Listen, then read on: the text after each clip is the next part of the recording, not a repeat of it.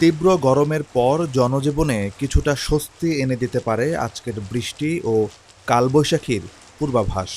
দেশের কয়েকটি অঞ্চলের ওপর দিয়ে দমকা হাওয়া সহ কালবৈশাখী ঝড় বয়ে যাওয়ার প্রবল আশঙ্কা রয়েছে বলে জানিয়েছে বাংলাদেশ আবহাওয়া অধিদপ্তর।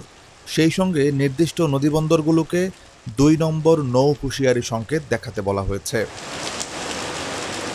১৬ এপ্রিল সকালে অধিদপ্তরের ঝড় সতর্কীকরণ কেন্দ্র থেকে জানানো হয়, দুপুর ১টার মধ্যে রংপুর, ময়মনসিংহ, কুমিল্লা ও সিলেট অঞ্চলের ওপর দিয়ে পশ্চিম বা উত্তর-পশ্চিম দিক থেকে ঘণ্টায় ৬০ থেকে ৮০ কিলোমিটার বেগে অস্থায়ীভাবে ঝোড়ো হাওয়া বয়ে যেতে পারে। এসব এলাকায় কালবৈশাখীর সঙ্গে বৃষ্টি অথবা বজ্রবৃষ্টিরও আশঙ্কা রয়েছে। তাই পরিস্থিতি মোকাবিলায় এসব এলাকার নদীবন্দরগুলোতে ২ নম্বর নৌ হুঁশিয়ারি সংকেত দেখাতে বলা হয়েছে।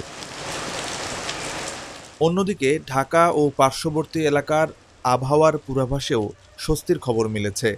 আজ সকাল থেকে পরবর্তী ৬ ঘন্টার মধ্যে আকাশ আংশিক মেঘলা থেকে অস্থায়ীভাবে মেঘাচ্ছন্ন থাকতে পারে এবং বৃষ্টি অথবা বজ্রসহ বৃষ্টির সম্ভাবনা রয়েছে।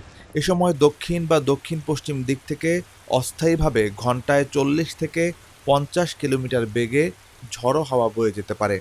এছাড়া আজ সন্ধ্যা ৬টার মধ্যে ঢাকা, ময়মনসিংহ, খুলনা ও সিলেট বিভাগের কিছু কিছু জায়গায় এবং রংপুর, রাজশাহী, বরিশাল ও চট্টগ্রাম বিভাগের দু-এক জায়গায় দমকা হাওয়া ও বিদ্যুৎ চমকানো সহ বৃষ্টির পূর্বাভাস রয়েছে। বৃষ্টি ও ঝড়ের কারণে আজ সারা দেশে দিনের তাপমাত্রা কমতে পারে ১ থেকে ২ ডিগ্রি সেলসিয়াস পর্যন্ত।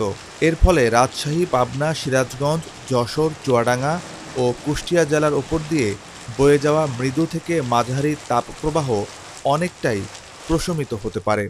আজ সকাল ৬টায় ঢাকার তাপমাত্রা ছিল ২৫.২ ডিগ্রি সেলসিয়াস এবং গতকাল সর্বোচ্চ তাপমাত্রা ছিল ৩৫.২ ডিগ্রি সেলসিয়াস। ঢাকায় আজ সূর্যাস্ত হবে সন্ধ্যা ৬টা ২০ মিনিটে এবং আগামীকাল সূর্যোদয় হবে ভোর ৫টা ৩৬ মিনিটে।